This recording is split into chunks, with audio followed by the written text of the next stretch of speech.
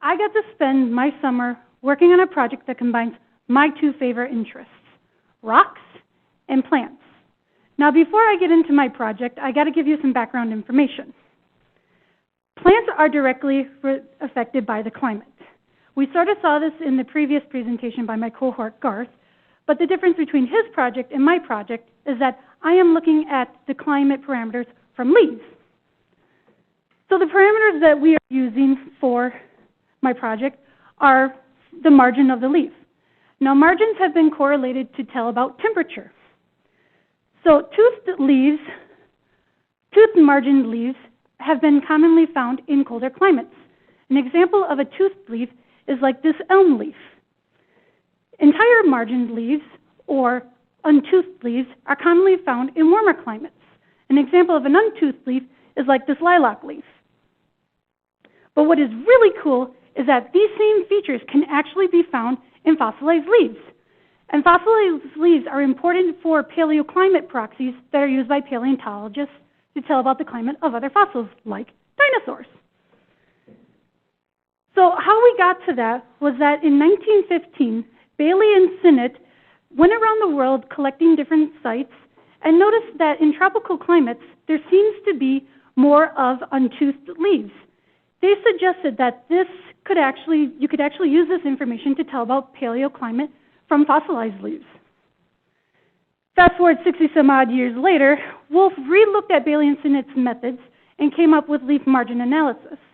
And leaf margin analysis is just looking at the percent of untoothed leaves in correlation to known temperatures. And then in 1987, Wolf and Upchurch described another method called leaf area index, which looks at the percent of certain size leaves in a flora and compares it to a general climate regime. Then in 1998, Wolf et al. Replaced leaf area index with leaf area analysis. And leaf area analysis takes the average of the entire area size of a flora and correlates it to precipitation. Then in 2005, Royer et al. Came up with a new method called digital leaf physiognomy, or DILP. And DILP uses digital images of the specimens and puts it through a computer automated program that measures stuff and without having to do, physically measure every single leaf. But then they correlate it using a multivariate regression model that you can actually tell mean annual temperature, or MAT, and mean annual precipitation, MAP. Then in 2011, Peppe et al. Updated DILP regression, the DILP regression model. And in the same study, they look at univariate regression models using different parameters other than leaf margin analysis. And these two methods were derived from 92 living sites from around the world. And they are of known MAP and MAP. So my project looks at fossilized leaves collected from this gentleman, David Crabtree, in 1987. It comes from the Two Medicine Formation in Montana, as indicated by this map. This little yellow point right here is the approximate location where David Crabtree collected my specimens. And it has been aged to the late Cretaceous to about 80 million years old, so during the time of the dinosaurs. And David Crabtree did collect other specimens, but we're just going to look at his dicots, or flowering woody plants. So we looked at 29 of his morphotypes that he had collected, and from following his study, he got, from leaf margin analysis, he got a mean annual temperature of 7 to 10 degrees. And because he didn't have a method for precipitation amounts, he generally described it as wet. So my protocol follows DILP, and we went to the Denver Museum of Nature and Science and took pictures of the specimens, and the photos were taken using the equipment at the museum. So here's the equipment set up at the museum. You have the camera, the lights, and my best friend, the mechanical focuser. It's kind of like setting up for a model at Paris photo shoots. So once we get our pictures, we upload them into Photoshop, and we start to repair them. So here we have the blade, as indicated by this blue circle. Once we repair the blade, we have to remove the petiole, which is just the stem of the leaf. And then we further have to process the specimen and take off the leaves that are take off the teeth of the leaf, as indicated by these blue ellipses. And then you get the internal, as indicated by this blue ellipse. And then once that's finished, you have to upload it into ImageJ, where you have to adjust the threshold to get an outline, as indicated by this yellow. And then you have to further put the threshold to max to get the full thing. Now, ImageJ only measures full redness within the yellow line, so they uses this to measure the area and the perimeter of each of the specimens. So from ImageJ, we get this data that's average for every specimen. Everything is pretty much explanatory with the exception of shape factor, which is just a numerical description of shape. Ferrite diameter is the diameter of a circle with the same area as the leaf. And leaf area is just the area of the blade plus the area of the petiole. So using Peppe's regression equations, we have the one univariate regression equation that he used, leaf margin analysis, which looks at the percent untoothed. So we put our percent untoothed into that equation. Then we used his digital leaf format, and we used our untoothed and the ferrite diameter ratio, which is just the ratio of the ferrite diameter to the maximum length of the leaf. And then we have also do the number of teeth to internal parameter. So from that equation using our numbers, we got 10.2 degrees Celsius for calculated leaf margin analysis. And for the DLP equation, we got 17 degrees Celsius. Then, So I'm just going to explain one of these using Peppe's univariate regression models for mat. So on the left-hand side, you have the univariate parameter that we're looking at, and it's also labeled at the bottom in the box. So percent untoothed, or i.e. leaf margin analysis. So from there, we get 8 degrees Celsius. For the number of teeth, we got 16 degrees Celsius. And for the TA, the tooth area to blade area, it's off the graph, and I believe it's probably because of the amount of teeth that's actually preserved in the specimens. Oh, and I forgot to mention that the blue stars are our data points, and we just superimposed them onto Peppe's regression line, and then just read down to get the mean annual temperature. So then the other univariate problems that we were looking at, or parameters from Peppe, for our teeth area to internal parameter, shape factor, and the perimeter ratio, which is just the ratio of the perimeter of the blade and the ratio of the internal. So putting all those numbers together into a histogram, on the left we have the estimated mean annual temperature, and we have the methods on the bottom. So from the three types of the LMA that we have, you notice that the three types are all lower. And then for the univariates, they all seem to be very higher. And then you have our friend DLP, which is kind of like the Goldilocks of it, where it's just right in the middle of it. So this means that because the DLP also combines leaf margin analysis with the other univariates, this means that the leaf margin will always bring it lower, and the univariates will seem to always bring the temperatures higher. So for the MAP equations, we used Peppe's leaf area analysis, so the leaf area is in millimeters, and we put that in to his LAA equation. And for his DLP equations, we use leaf area in millimeters again, and we use the perimeter ratio and the number of teeth to internal perimeter. So putting those in, we get 91.3 centimeters per year, and we get for leaf area analysis, and for the DLP, we get 108 centimeters per year. Also using Peppe's univariate regression models, we have on the left-hand side the parameter that's being used again, and we had to take the anti-log of the natural log to get the numbers.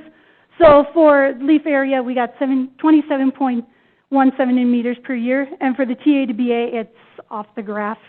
Again, probably due to the amount of leaves that were preserved. So putting those numbers together, you can see that the calculated AA and the DLP are very similar, with the univariates being very scattered. So what this means is that these two are, that you have to, there's other parameters that are being looked at and you have to adjust it. So DILP falls into the range of the superimposed points for map. So the three LMAs, the Crabtree's LMA and the other two LMAs, seem to bring the MAT estimates lower, whereas the DILP and the other univariate parameters seem to bring the temperatures up. And like I said, that's probably due to the other parameters being looked at that raises it up. And most of the superimposed points are much higher for MAP.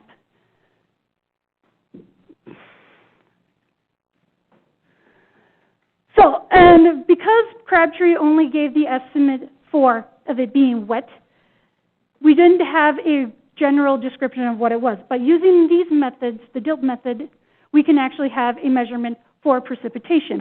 And from the calculated 8A and the DILP, we got their similar estimation. And from this their estimation, we get a subarid rather than wet. And the superimposed points gives a less plausible amount for MAP due to probably we need to have more studies done on it. So in conclusion, DILP gives a higher temperature than leaf margin analysis. DILP and LAA are comparable to each other, which means that it is possible to use these two methods to tell they can actually be used to tell precipitation amounts from leaves. The estimations for each method are similar to other published works. So what this all means is that DILP works. DILP may be actually a plausible method to tell paleoclimate using fossilized leaves. So future work, I suggest we come up with a more automated way for doing DILP, as it's a very tedious and long process. If we can come up with a way where you can just take a picture of the specimen and get all the parameters, life would be great. Another thing I propose is to test the same methods on other fossil localities just to show that the DILP method actually works. And I leave you with this pretty picture I took of living plants from CU. So plants are directly affected by the climate. They are important to tell about the climate in the past, present, and possibly the future. Thank you. And I'd like to thank these fine sponsors for bringing me here to Boulder.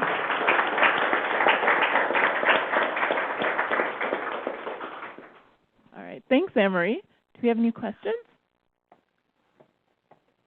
Linda? Yeah, I can tell I had coffee at the break here, yeah. So really, really neat study. Again, really cool. You did a really nice job of showing the range of variation and estimates from all these different approaches. There's a big range in variation from all these different things, right? So I wondered if you looked at the degree of confidence that you could apply to those different estimates based on the correlations for those individual parameters that are published in the literature. Some have really nice relationships and some have a lot more scatter. Mm-hmm. So your confidence for the temperature estimate or the precipitation estimate are going to be different, right? Bigger envelopes in some of them and smaller in others. I just wondered if you looked at those and if they overlapped, so that would maybe give you more confidence that what you're seeing is actually a reasonable estimate. Or that's what I would like to do in future work, because we did not look at that, as I spent most of my summer trying to process the leaves with doing it. So when I get into graduate school, or when I get to graduate school, I will probably be looking at that. Any other questions? Benjamin? Thanks. So there was one study that used only, I guess, the leaf area to determine the mean annual precipitation. Okay. And I guess the one you're using incorporates other variables as well, but I'm thinking like trees have multiple size leaves, and so how does that work? That's why we use the averages of them. But we're looking at fossilized leaves, so I didn't quite understand how Peppe fully did it, because they used the averages of the sites. They're from 92 living sites, So I'm not quite sure. He didn't explain it. Maybe one of my mentors could probably figure that out, answer that. So I don't know if I answered your question. I don't know how.